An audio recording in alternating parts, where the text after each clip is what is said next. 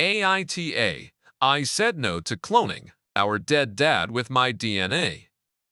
I 30M lost my dad 2 years ago to a sudden stroke. We weren't perfect. He drank too much and held grudges, but he was mine. Grief came in jagged waves, then settled into a background hum I could carry around.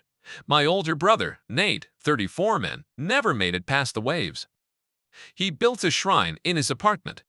Dad's old pocket knife under glass, the high school jersey, a jar of coins he used to scoop into his palm before grocery runs, as if loose change could keep the lights on. Grief is strange, and I tried to give Nate space. Then grief turned technical. Nate got deep into biohacking forums and started saying things like, "There are startups who can bring back genetic legacies now, and it's not cloning, it's genome rescue." He sounded like a pitch deck. I thought it was just late-night internet. Then he asked me for my DNA. We were cleaning out Mom's garage when he said it, casual, like asking me to hand him a wrench. "I found a company that can reconstruct Dad's genome using preserved hair and a first-degree relative," he said. "They need a sibling sample to impute missing segments. A simple saliva swab." I laughed because it sounded insane. "You want to make a copy of Dad?" He shook his head. "Not a copy, a continuation. We'd have his code again." He deserved more time. He said it like righteous grief had turned into a duty we owed. I told him no. My body is not a memorial. He didn't back off. He texted scientific PDFs with highlighted phrases from journals I'd never heard of and YouTube links with animated cells dividing like fireworks. He called it ethical persistence. I called it a boundary. He accused me of locking our father in the ground twice, once with dirt and once with fear. I told him, love doesn't entitle you to someone else's genome. He said, "It's for Dad." I said, "I am not a kid." Mom sat on the porch, twisting Dad's ring, and said she couldn't tell her boys how to grieve. She didn't offer her own swad. I hoped it was over. It wasn't. A week later, Nate showed up with a styrofoam cooler and a prepaid courier slip tucked under a magnet on my fridge. "They need fresh first-degree DNA to fill gaps," he said, like he was asking for a ride to IKEA. "Hair degrades. A sibling sample lets them impute missing segments. Saliva swab is perfect." My skin crawled. "No." He smiled like I joked. "It's for Dad." I reminded him I'm a person, not a kid. My genome isn't a family heirloom to pass around. He rolled his eyes and rattled off the company's name, a slick.io biotech with stock photo lab coats. He said they worked with international partners where laws were less hostile to innovation. Translation: somewhere my consent could become optional. I asked whose hair he had, because Dad didn't have a will for his follicles. Nate pulled a Ziploc from the cooler like a magician, the old black comb from Dad's dresser, its teeth threaded with gray. My stomach dropped. "Mom gave it to me," he said, defensive. Mom later admitted he'd given her a preserving memories speech, and she just wanted him to stop crying. I told him again, I am not participating. He pivoted to sales mode. "We won't even use your whole genome. They can mask identifiers. It's like lending a library card." I said library cards don't live in bodies. I tried a softer angle. "Dude, grief groups exist. Therapy exists." He said therapy can't resurrect anyone. Then he said the quiet part. He planned to create a memorial embryo with a donor egg and surrogate, because carrying Dad forward is the point. My head spun. "You want to raise a person to fix the part of you that hurts." He called that cruel. I called it true. He shoved the swab kit toward me anyway. I put it in the trash. Before he left, he hugged me hard and whispered, "You'll come around." He said it like a threat. As the door closed, I fished the kit back out of the trash, not to use it, but to lock it in a drawer in case he got desperate enough to go dumpster diving. A few days of silence passed. I let myself believe the boundary had stuck. Then an email landed in my spam. "Thank you for initiating participation. Please complete consent in your portal." The sender was a client liaison at the slick.io Nate had mentioned. My first name was correct, the last name misspelled, the birth date off by a month. There was a link to confirm chain of custody for biological materials already received. My stomach turned. I hadn't sent them anything. I called Nate. No answer. I drove to his place because anxiety makes me kinetic. His apartment still smelled like pine sol and old coins. On the counter sat a small zip bag with my initials written in Sharpie. Inside, a used floss pick and a Band-Aid wrapper from the day I'd helped him move a bookshelf and nicked my thumb.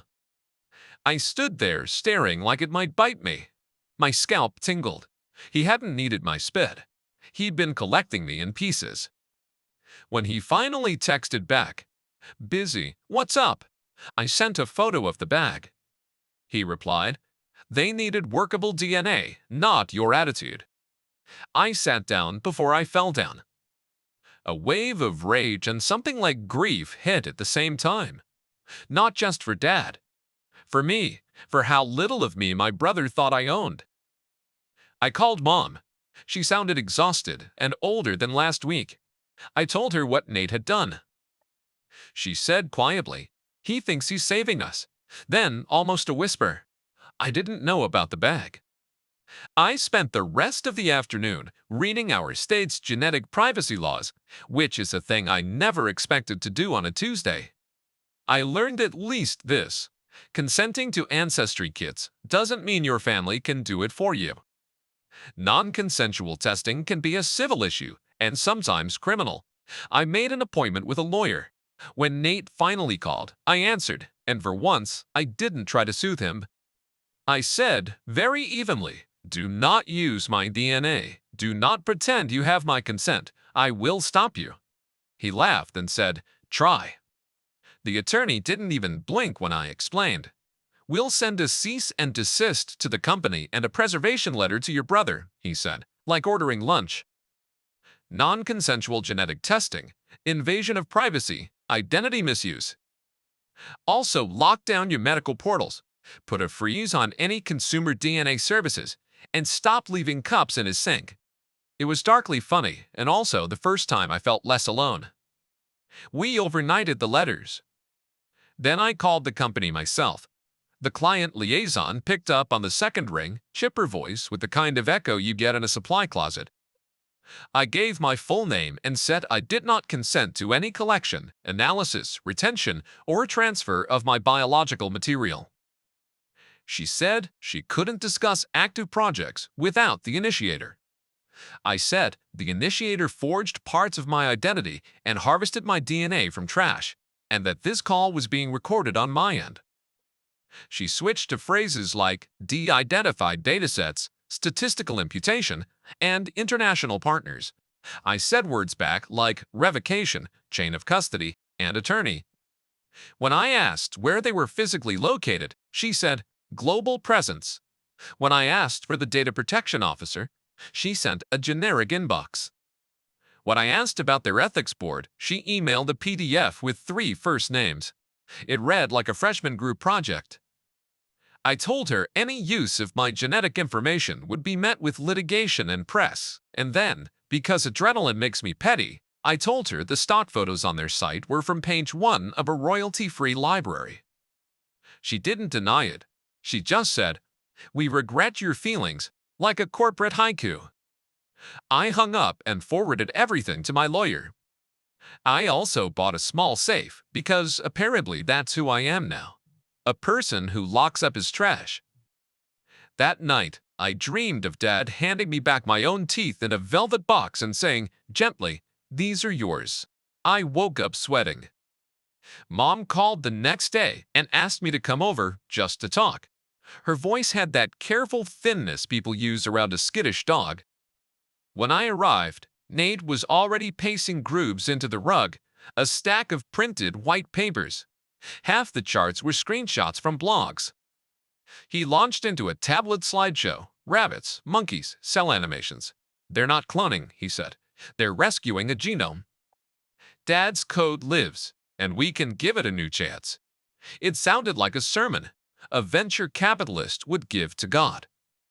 I asked boring human questions. Who would carry this chance? What legal status a memorial embryo has? Who cares for the person who shows up when your grief gets tired of parenting? He waved it off. International partners handle logistics. Mom whispered, boys, and went quiet. I said, even if it were real science, I don't consent to using my DNA, and I won't co-sign raising a person to plug a hole in you. He accused me of hating Dad. I said I loved Dad enough not to turn him into a project. Nate's voice cracked. You're stopping a miracle. I said, miracles don't need forged signatures and stolen band-aids. He reached toward the small safe I brought with the swap kit, like he might grab it and bolt. I stepped between him and the table. Mom started crying, her ring tapping the mug. I told Nate if he touched my property, I'd call the police. He stopped, chest heaving. Then he said, Lo, if you're not with me, you're the reason he's gone. It landed like a slap. I opened the safe, set the kit on the table, and said, here's your miracle, a cotton swab and a lie. He stared at it like a trophy he didn't win. Mom, through tears, said, missing someone doesn't turn other people into spare parts. For a second, I loved her so much. Nate gave a humorless laugh. You'd make our family a circus. I told him he already bought the tent. I took the kit, the safe, and left before I said something I couldn't unsay. For 2 weeks, we didn't speak. I blocked Nate after he blasted a group text with cherry-picked blog posts calling opponents of genetic legacy small-minded. I focused on work, slept badly, carried my own mug to family dinners like a detective guarding fingerprints. Then, a FedEx box arrived at my apartment, cold to the touch. The return label. A cryogenic courier. Inside was a plastic tube wrapped in dry ice and a form with my forged signature authorizing collection and international transfer of biological materials. My name was misspelled the same way as the email. The apartment went quiet in that way where you can hear the refrigerator think. I set the tube on the counter and took photos of everything. I called my lawyer, then non-emergency police. The dispatcher asked if anyone was in immediate danger. I said, my genome. She didn't laugh. She gave me a case number and told me to keep the package sealed. A detective called back that evening. He sounded like a man who'd seen stranger but not by much. He said identity misuse is a thing, that mail can be evidence, and that he'd swing by in the morning. I barely slept.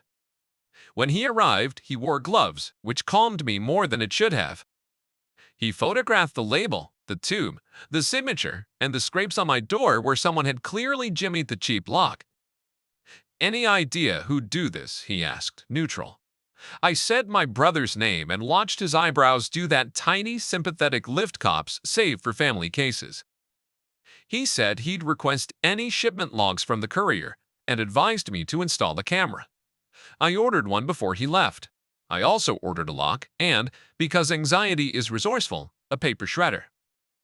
That afternoon, my landlord agreed to split the cost of a deadbolt if I promised no more lab deliveries.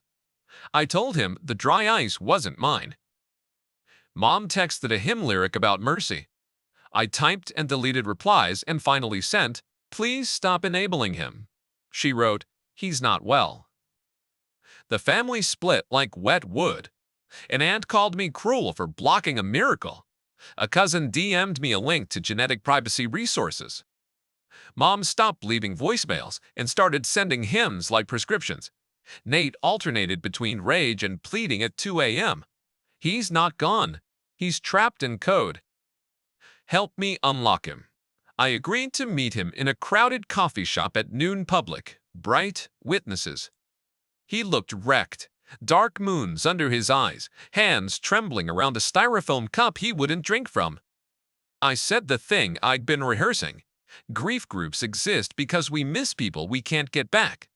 Turning a new person into a monument to an old one is not love, it's theft. He said I sounded like a pamphlet. I told him he sounded like a salesman for a feeling. He flinched. Then he leaned forward and whispered that he'd already started the process, that there were timelines and options and international partners waiting on my sample. I told him to stop talking to me like a procurement department. "You think I don't know it's messy," he said, louder. Heads turned. "Dad's dead. That's the mess. I wake up and I'm still in the day he died." I said I knew that day too. I was there when the nurse turned off the monitor, when Mom made the soft animal sound I didn't know a human could make. I also know Dad would rather haunt us than have us manufacture him. Nate's jaw set. He told me once he wanted grandkids who knew his hands. I said then he should have taken better care of the ones he had. He stood up so fast his chair squealed. "If you won't give me your DNA," he said, "I'll get it without you." I told him the detective had our case, and if he tried, he'd be explaining himself to a judge. He called me a traitor to our own blood and left, spilling coffee he never drank. The barista stared at the doorway long after he was gone. I thought of Dad's rocket launches and how he'd say, "Stand down, soldiers. Wanting isn't a license to take." The family split like wet wood. An aunt called me cruel for blocking a miracle. A cousin DM'd me a link to genetic privacy resources. Mom stopped leaving voicemails and started sending hymns like prescriptions. Nate alternated between rage and pleading at 2 a.m. He's not gone. He's trapped in code. Help me unlock him. I agreed to meet him in a crowded coffee shop at noon. Public, bright, witnesses. He looked wrecked. Dark moons under his eyes, hands trembling around a styrofoam cup he wouldn't drink from. I said the thing I'd been rehearsing. Grief groups exist because we miss people we can't get back. Turning a new person into a monument to an old one is not love, it's theft. He said I sounded like a pamphlet. I told him he sounded like a salesman for a feeling. He flinched. Then he leaned forward and whispered that he'd already started the process, that there were timelines and options and international partners waiting on my sample. I told him to stop talking to me like a procurement department. "You think I don't know it's messy," he said, louder. Heads turned. "Dad's dead. That's the mess. I wake up and I'm still in the day he died." I said I knew that day too. I was there when the nurse turned off the monitor, when Mom made the soft animal sound I didn't know a human could make. I also know Dad would rather haunt us than have us manufacture him. Nate's jaw set. He told me once he wanted grandkids who knew his hands. I said then he should have taken better care of the ones he had. He stood up so fast his chair squealed. "If you won't give me your DNA," he said, "I'll get it without you." I told him the detective had our case, and if he tried, he'd be explaining himself to a judge. He called me a traitor to our own blood and left, spilling coffee he never drank. The barista stared at the doorway long after he was gone. I thought of Dad's rocket launches and how he'd say, "Stand down, soldiers. Wanting isn't a license to take." Two things landed the same day. First, an email from the company's ethics committee, a PDF with 2 first names and no last names, stating they would proceed with incomplete datasets using statistical inference absent a sibling sample. Translation: they'd guess. Second, the detective called. The courier box had been dropped off by a rideshare driver who confirmed pickup at Nate's building. The signature on the form looked like a child's attempt at my name. He said he'd write it up and send it to the DA as identity misuse and maybe mail fraud. "No promises," he added gently. "It's new territory." My lawyer fired off another letter threatening injunctions.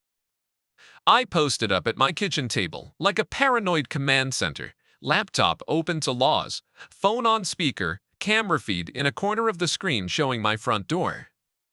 Mom texted a photo of Dad smiling in a lawn chair from 2001 with "Please remember him kindly" under it. I stared at the pixels until the smile broke apart into colored blocks. That night, another email, a final notice to complete portal consent or they'd proceed on initiator's authorization. I replied with one sentence. Any use of my data or likeness will meet litigation and press. I CC'd my lawyer and BCC'd myself because that made me feel adult. I also reported their domain to our state AG's Consumer Division and left a paper trail the length of a CVS receipt. At 3 a.m., I woke to a motion ping from my door camera. The screen showed a shadow crouching near my mat, then the glint of my peephole. I spoke through the app. "Nate, go home." The figure flinched and shuffled away.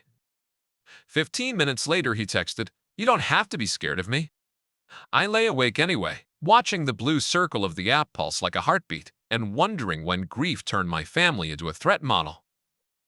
In the morning, I filed a still from the video with the case number. The desk officer said to keep documenting. Update 3 weeks later. The DA declined to file charges, said the courier stunt was novel, and the law is behind. The civil side stuck, though. Our motion forced the company to cough up documents. They're a Delaware LLC with 2 employees and a rented bench in a lab they used for marketing photos. No peer-reviewed anything, no licensed clinic partners, just boilerplate and bravado. Their ethics committee are the founders' middle names.